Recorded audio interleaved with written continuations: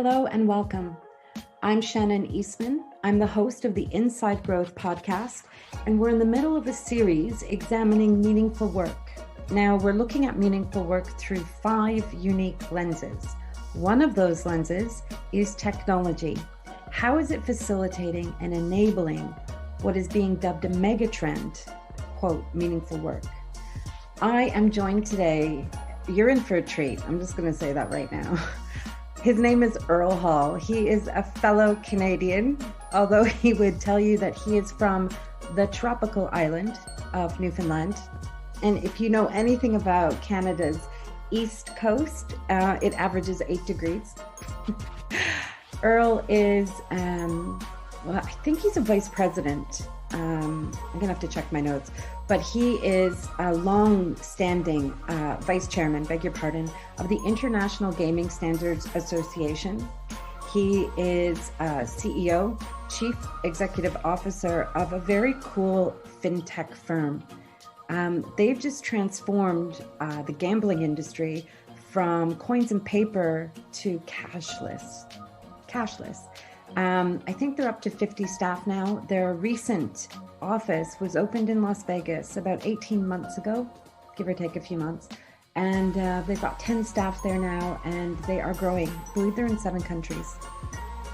Earle is rich with information in all areas of life. He's done a few TEDx. In the first 5 minutes of this conversation, you're going to be like, yeah, he's definitely done a few TEDs, and he's got probably a few more to go. I asked Earle to come and talk to us about the inside perspective of technology. Now, this guy's been coding since he was 14 years old. Ex-military, army. He's got a very unique perspective of the world. And I wanted him to talk to us about trends. What is he seeing and how does he see it? Because he's got a very unique filter with which he views the world, which will be sine waves. You'll learn that in about 12 minutes time. So I'm not going to tell you more about this conversation except, oh my God, get a pen and paper. You're going to want to make some notes. And I'll say this, it gets good. There's some things in here that I would imagine could make some people feel uncomfortable, particularly when the time frames come up. So the speed and the rate of change, particularly over the next 5 years, what is that, 2025, 2026? Like, that's a very short timeline for some of you who are listening today who are not necessarily wanting to embrace the change that's coming. But I promise you, hang in there and it gets good. There's some good news. And the other good news, of course, is I'm bringing Earle back next month. We've already got 2 other topics that we would love to explore with him.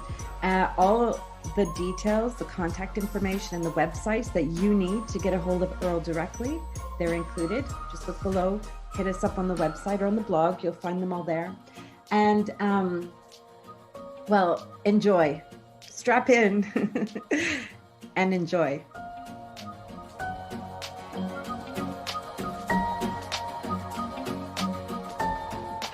Earle Hall, the man from the tropical island of Newfoundland.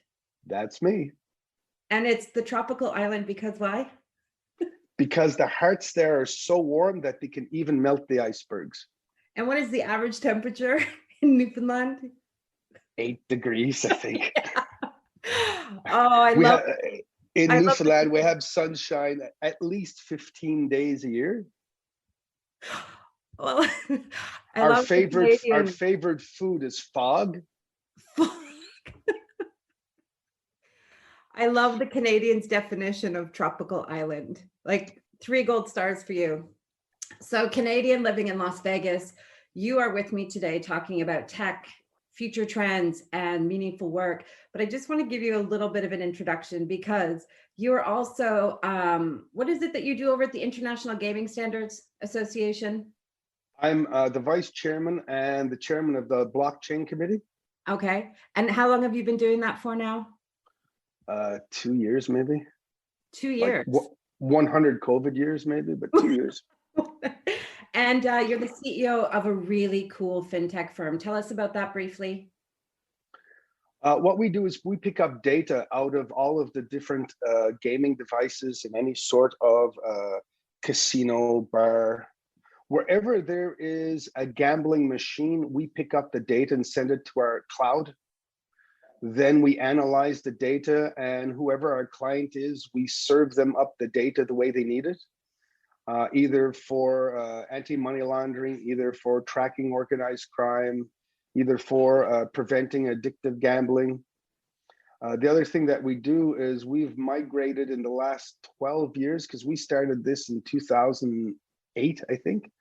We've migrated over 50 countries to cashless casinos, which means there's no cash on the floor at all. It's all digital. Wow. Yeah. Wow. So we were doing digital and digitalization way before it was cool. Well, and you've been programming since 14 years old? Yeah, I started dabbling at 14. Yeah.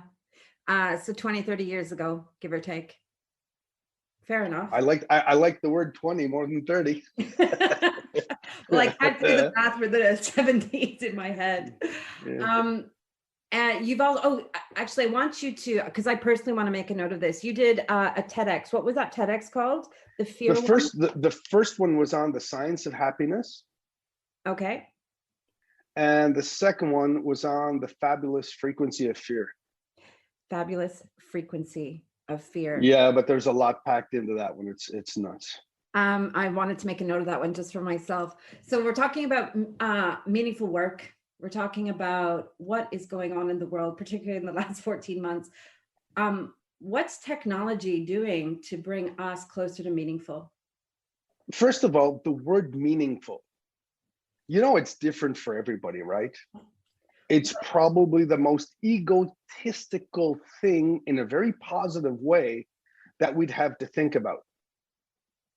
So when you look at the word meaningful, it's bringing ourselves back to self so that we can feel the vibration of purpose. So technology is really more of an enabler than anything else. And I'll give you a couple of words that I like to use for technology. First of all, technology is a vehicle. I like to look at today as being the same day as every other day in history, if that makes sense. So the Romans were going through this, the Greeks were going through this, the British were going through this. All societies have gone through evolution. And when I look back, our first big wave of technology was industrialization in the beginning of the last century. Then around 1950, 50 years later, technology became a big thing. Computers started in the 50s. Now we've gone into the 2000s. What's going on? Pretty simple. We're in the wave of digitalization. It's pretty simple. Why?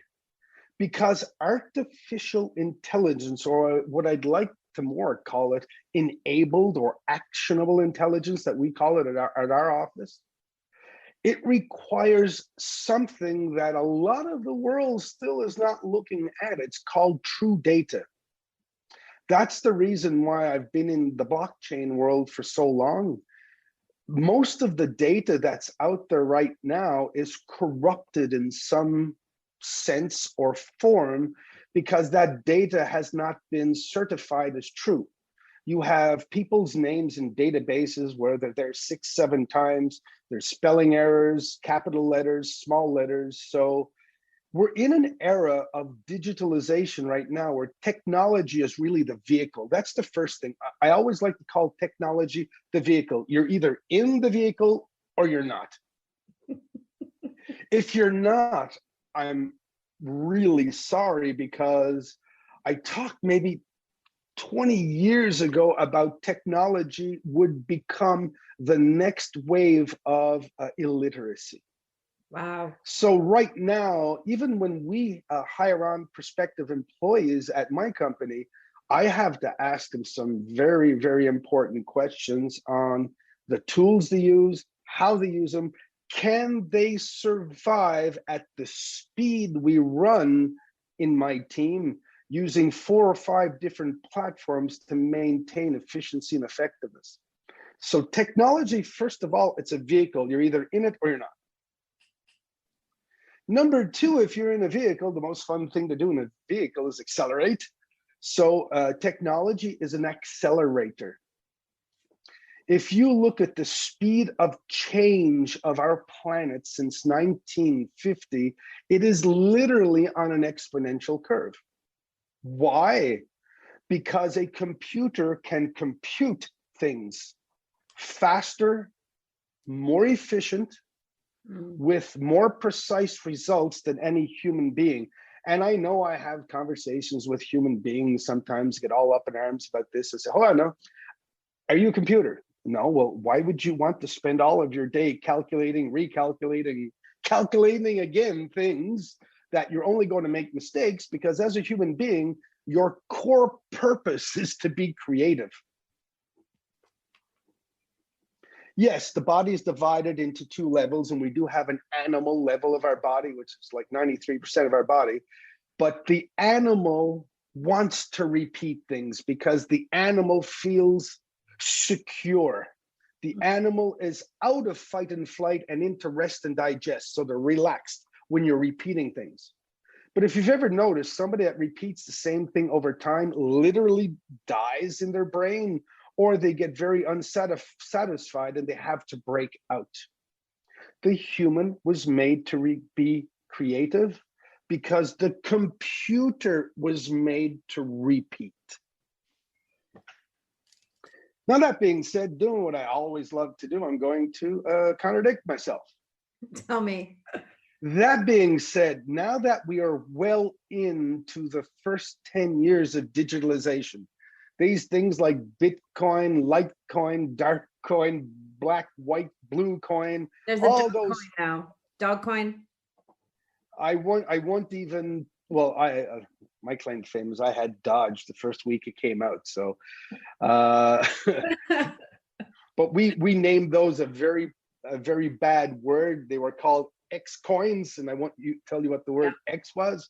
But we used to call all of those coins for one thing, is that you got to remember that when a technology is born, it goes into a heavy dispersion and expansion phase, which means you have 7 million coins trying to get to the same point where they become the consolidator. If there's one thing we can learn from anything on this planet, there is a constant state of expansion and contraction. And it follows a very precise sine curve. So that being said, all we are now is in the infancy stage of digitalization. We have these distributed coins. We have all kinds of things going on, which doesn't really matter when you look at the short term, because the midterm, when everything will start to consolidate, mergers, acquisitions, bankruptcies, and all those normal things that happen once the expansion phase has become fatigued, you're going to go out of early adopters into mainstream. And in the mainstream world, digitalization is just going to grab a hold of what's best and throw away the rest. I haven't been doing blockchain in the distributed world, because when we started off in my company doing blockchain, 4 years ago, maybe 5 years ago now, we looked towards the long established stable companies, which were Cisco, IBM, and Microsoft. And we were going, so what are you guys doing? And all of a sudden, we started to see that especially Microsoft and IBM were focused on digitalization for security purposes. Yeah. And that's where we started to look at saying, it looks like quantum computers is going to be here a little bit earlier than we thought. We're going to need blockchain, because if not, there's going to be nano hacking. And this is where I think it's meaningful, because we're going into the most creative moment in the last 121 years. That makes me very excited. Tell me more. So if you look at the industrialization phase, what was industrialization? It was taking humans out of the fields, putting them in factories, and making them do the work of a robot. That's what industrialization was. Yeah. It was using low-paid humans to do repetitive robotic work for profit. When we got into the computerization phase, roughly the same thing, using humans to code strings, to code algorithms, to code auto-executable files, whatever you want to compute, so that the computer could do things better and faster by having a repetitive means to do it. Now we're going into the digitalization phase. What's digitalization? Digitalization means the money you have in your pocket won't exist in 5 years. Is it all going to be in Bitcoin? Of course not. The term is called a stable coin. And what a stable coin is it's using computers to transport money different and more efficiently than the banking system.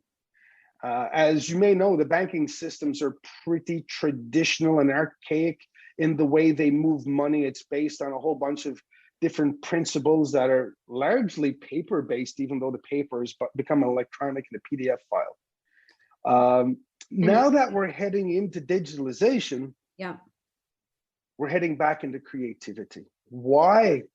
Because artificial intelligence can now live safely in a blockchain world. I am an accountant.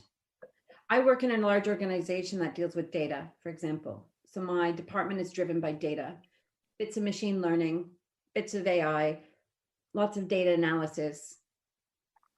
I'm listening to this right now, and you've just used the word 5 years from now, our money won't exist except it's in a digital form. What does that mean for my job, my career? Like, is the 5-year ticker applying to other things besides money? And I'm mostly interested in my career. So that's a great question. And the answer is not going to be fun, but I'll try to recuperate at the end. Yeah. First of all, like I said, I'm going to come back to a sine curve. Every 4 years, which is half a sine curve, every 4 years, your job becomes obsolete. Every 4 years. You may not want to admit it. You may not want to look at the world that way, but I look at the world through mathematics. So if you look at the first part of a sine curve, 0 to 2, which is the point of the curve, this is where new and emerging technology comes out. This is where new and emerging methodologies come out, and we're in the expansion phase. And we're expanding too fast, then it drops off. So everybody that's in a job for 4 years, if you've noticed, have you ever noticed, especially in governmental organizations, which are really predicated on usually a 4-year cycle? There's the expansion phase, and there's the consolidation phase, expansion, consolidation, expansion. They call it reorganizations. Because governments are the most legitimate things we have, they're not there for profit, they're there to build a society over hundreds of years. It's really cool to look at the expansion and contraction that we have in government phase, because it gives us a stable point of evolution. When you look in the corporate world, it's all hidden. Yeah. It's called mergers and acquisitions. It's called realigning. It's called optimization. And there's these 300 words in the dictionary that all mean the same thing: obsolete. So in 5 years, and COVID really gave us a great reset. Why? Because as you'll see on my website, I wrote about a year ago, COVID, cash carries COVID. Because we've been doing digital and cashless for 12 years, maybe. So COVID was really an accelerator in the biotech world, in the nanotech world, in the quantum computing world, in the cashless world. There's in the airlines, wow, reinvent themselves to stay alive or what? Amazing. So the thing is that if you are a good CEO, you know that everything that you're doing in 4 years will not exist. And when I mean not exist, you will start to be on the decline where effort will not be compensated by effectiveness. So that's the reason why when people say, will I have my job in 20 years? Well, no, you won't even have your job in 4, because your job will be moved to a different apartment. It'll be realigned. Your job description will be changed, because everything is moving in real time. You used the word creative. You said we are going into one of the most creative periods in the last 100 years. Yeah. Have I quoted that? Oh, yeah. Because I don't want to exaggerate, but I'd say in history, except for when the pyramids were built, I'd say where we're going into history right now will be looked on in 1,000 years as probably one of the major tipping points of existence. So all the mathematicians, the accountants, the lawyers, the HR people, they don't necessarily want creative. They don't see themselves. Well, I can't give you the first answer that was in my mouth. I'm very proud of myself. I bit my tongue. But there's a train of thought that says, creative is great for the other person, but I'm not creative, and I'm now going into a space that I don't feel I belong in. Right, because they're trying to stay in their 93.7% animal brain, and they are now in a little bit of trouble because a quantum computer, I was looking at buying one the other day, they're down to $5,000 now. And I just want to start testing our cloud platform on a quantum computer to make sure that we're not missing anything, and especially to run our cloud environment over an environment that's running so fast that can see the holes in it, if there are any, in the quantum world. But once again, right now, we're going into a heavy phase of digitalization, which underlying that is blockchain. And I don't mean blockchain just for digital payments, but blockchain more for security. When we enabled blockchain in our company, it was 100% for security reasons, because the quantum world is bringing with it a whole bunch of scary things. Yes. But the digitalization world we're going into right now is, if I take digitalization and if I take blockchain, it means that I can run true data. True data means the data is clean, the data cannot be corrupted, the data cannot be manipulated, and it can't be changed. Which means, and this is where we ring the bell, means that artificial intelligence can finally live in an integral environment. As soon as that happens, robotization will accelerate. Which means if you want to be the 93.7, you better cost less than a robot. Wow. That's the 93.7. Tell me about the 6.3. Because I'm guessing that's where the creativity is, yes? Well, if you tell me somebody wants to have a repetitive job, they're only telling you that they're scared of 3 things. Yeah. 1, they're scared of being themselves. The hardest thing you can ever do in this life is choose you. The second thing that they're scared of is expressing their natural, their born, and their innate self. And the third thing, which is the most toxic thing on this freaking granite planet, it is fear of judgment. But when you get somebody a glass of wine in their snout at the corner of a bar, and you say, what would you really like to do? If you won the lottery tomorrow morning, what would you do? Because every single human being was born creative. If you look at a baby, as soon as they can drag themselves across the floor, they're trying to build something with blocks. They're imagining, they're talking to all kinds of, and I'm using quote marks, they're talking to imaginary beings. Yeah. because we're built to be creative. And I know so many people in non-creative jobs. And what do? They get off work at 4:10 in the afternoon, and they go right straight home, and they go to their workshop, they go to their garage, they go to what they call their hobby, which is it's the thing that's keeping their brain from eating itself alive with cancer from boredom. Wow. So technology, it's a double-edged sword all the time. Yeah. But it is the vehicle. If you don't master this thing today, you got to get on with it. And I've been saying this one since 1996, I think. So if you don't master the computer world, if you don't master your tools, it's time to get on with it, because technology is the accelerator. But technology, and this is the one I really wanted to bring up today, for a human being, technology is the catalyst to freedom.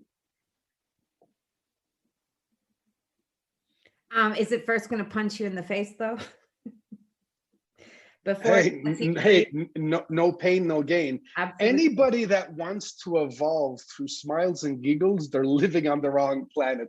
I would honestly look for a ride out. Why? And I'll go back to electricity. If you take the plaque off your wallet, don't do it, you'll electrocute yourself. There's a white wire and there's a black wire there, and they're connected into an electrical box. The white wire is constantly running electricity through it. And the black wire, you cut it in two and you put it into the switch.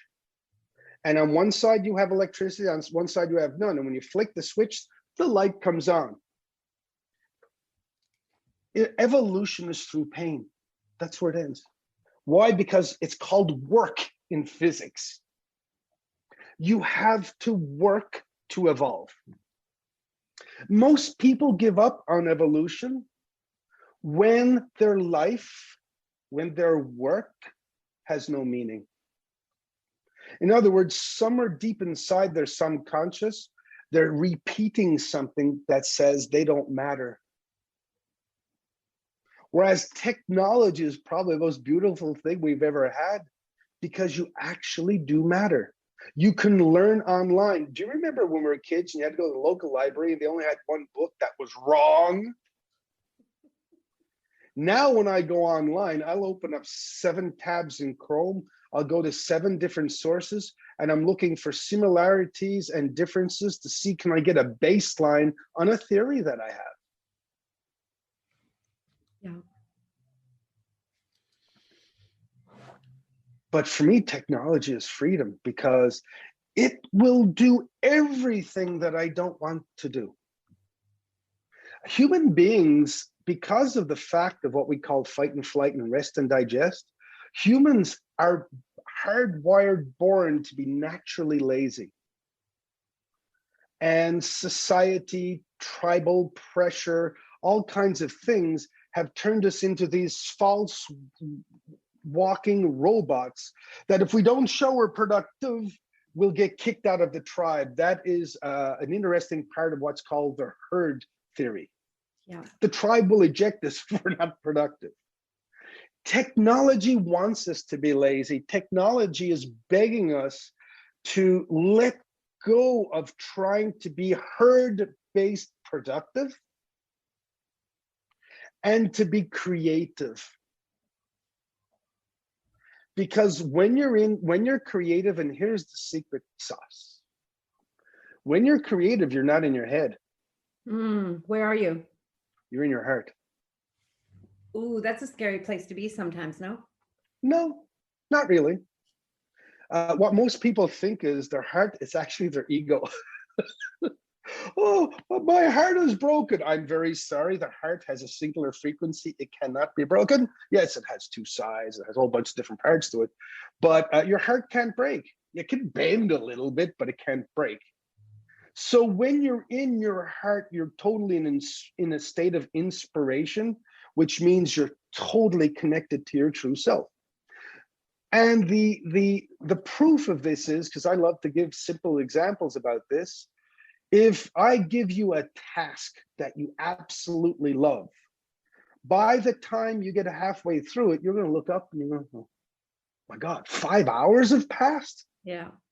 Because when you're in a state of bliss, when you're in a state of inspiration, there is no time and space. There is no time and space.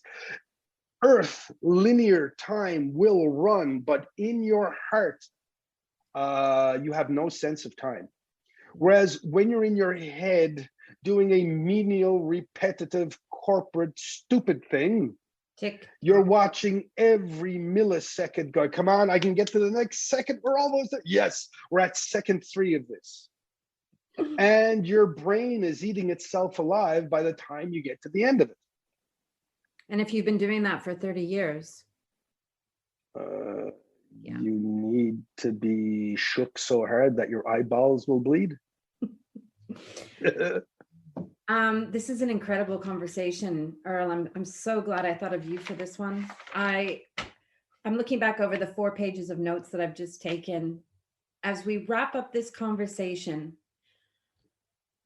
there's so many key things that I want to pull out and then give you a chance to make some final comments. But Sure. One of the things that I feel will stick out most for this audience, and guys, if I'm wrong, I'm wrong. But we are going into the most creative stage in 100 plus years back to the pyramid. I think that's a really interesting point that I want to pull out. And then the other one is, you know, the 97.3% of you that want safety and repetition and security is offset by another part of you that facilitates creativity and living inside a form of inspiration. I want to mention the fabulous frequency of fear TEDx, because now I think everybody should go and listen to that one next.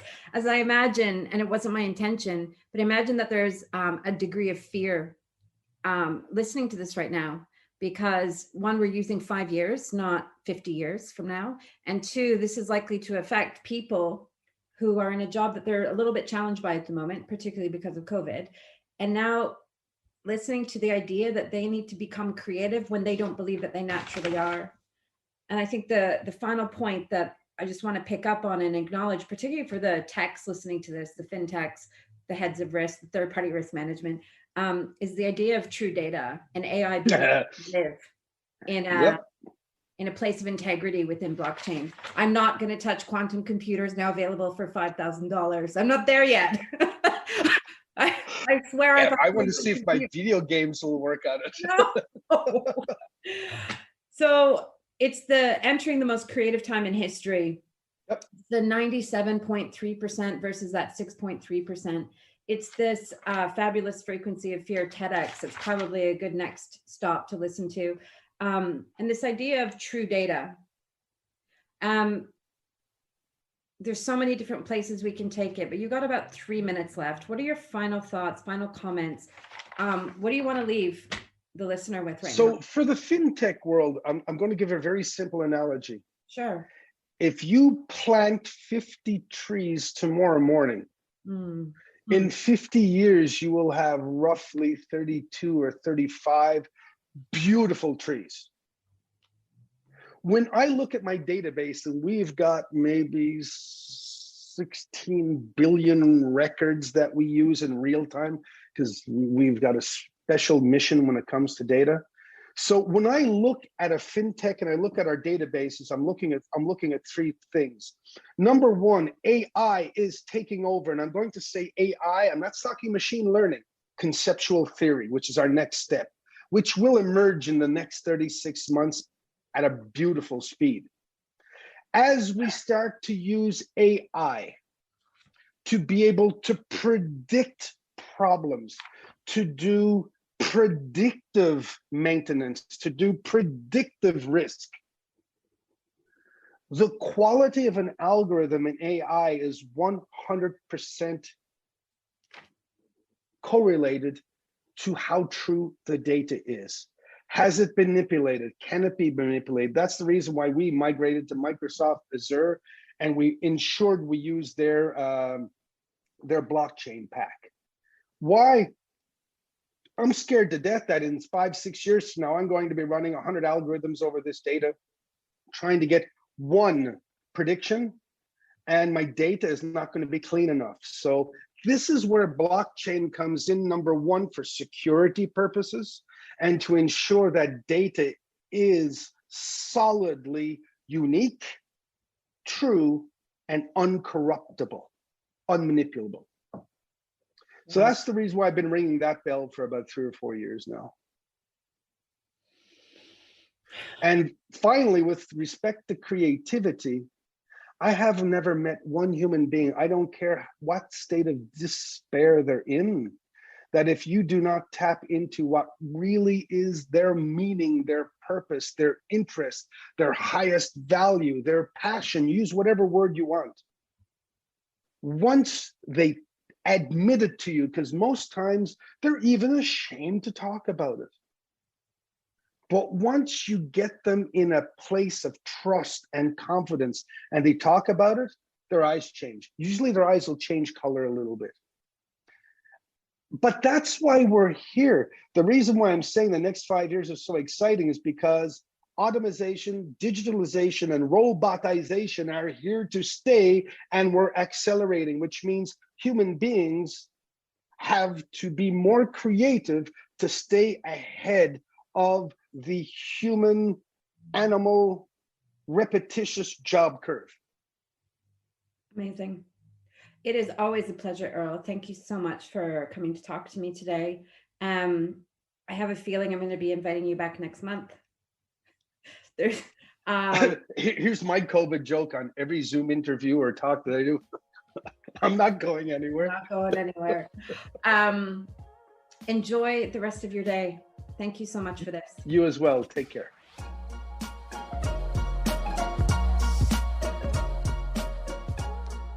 I'm Shannon Eastman, and thank you for listening to the Inside Growth podcast, InsideGrowthMinicon.com.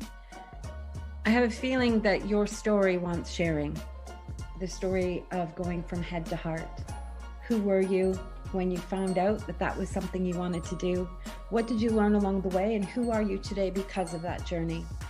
Details are available on the website.